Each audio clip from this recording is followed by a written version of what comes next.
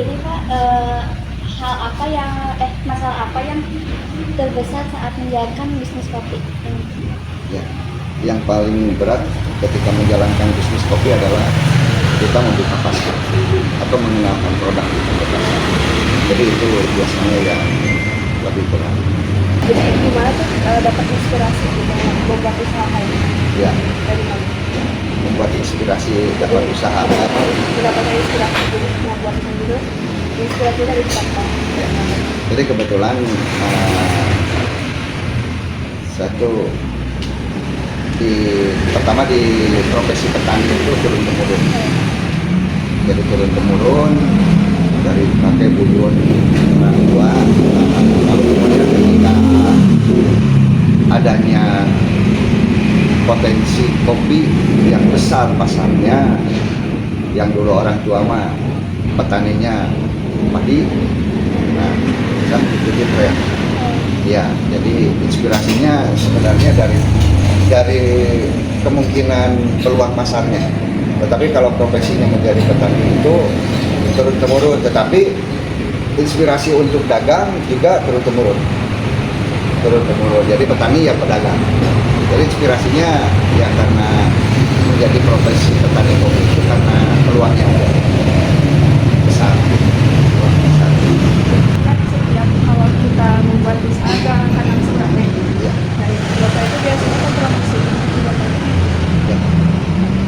Promosinya sebenarnya untuk saya sendiri ada beberapa trik pasar yang dibangun, baik itu melalui media sosial yang sekarang memang era digital, dan terus kemudian melalui kegiatan-kegiatan event.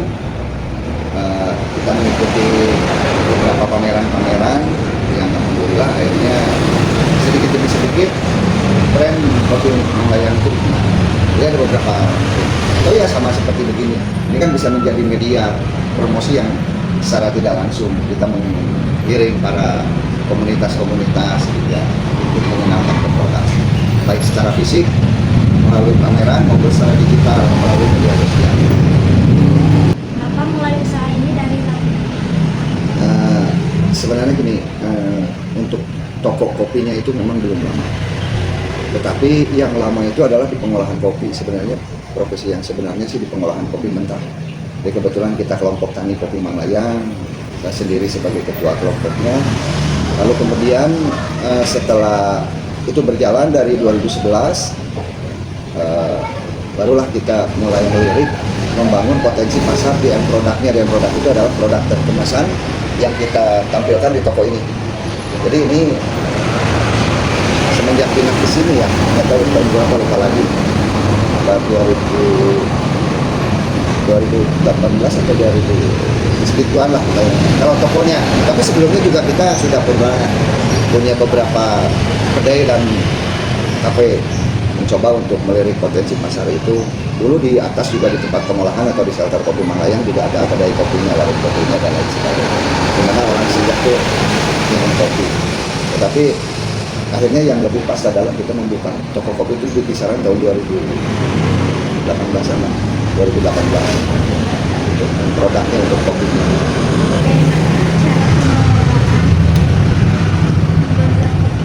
Jadi kopi itu ada beberapa yang kita produksi ya, yang kita olah. Ada yang dalam bentuk kemasan, itu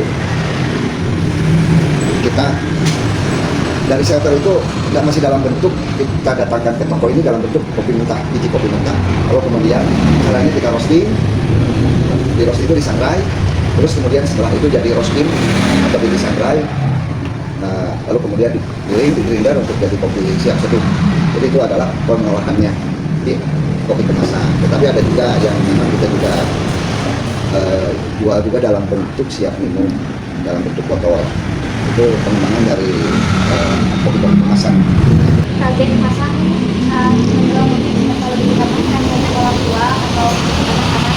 Ya, jadi gini, dulu itu kopi hanya identik dengan orang tua, kolot gitu ya.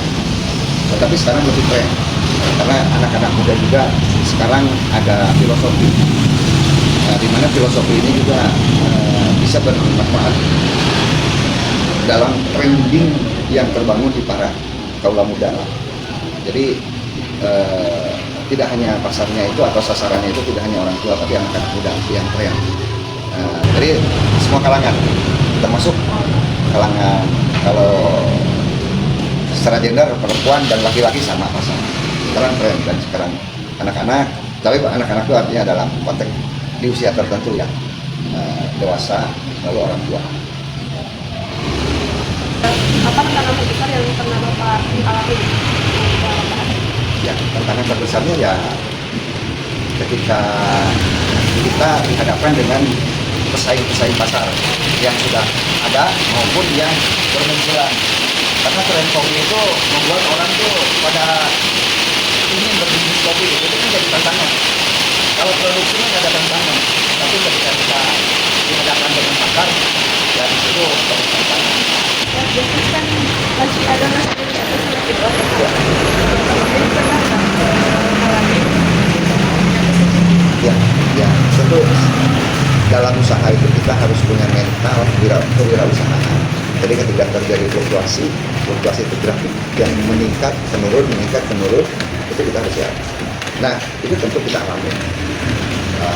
Ada saatnya kita lagi sepi, ada saatnya kita tidak ada pembeli. Apalagi tahun-tahun sekarang kondisi ekonomi sudah tidak sehat ya. Ini tentu ada efek penurunan di daya beli. Nah, tentu ini kita harus konsisten.